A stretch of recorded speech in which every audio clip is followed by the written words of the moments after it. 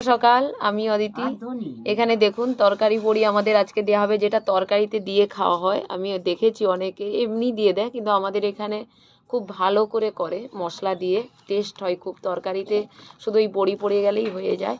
এখানে দিয়েছে চাল কুমড়ো, তারপরে লঙ্কা গুঁড়ো, মৌরি গুঁড়ো, জিরে, তারপরে কালো জিরে, শুকনো লঙ্কা, তারপরে আদা, তেজপাতা, এলাচ, কাঠ, সমস্ত কিছু এগুলো ডাস্ট করে এখানে দিয়েছে আর কি।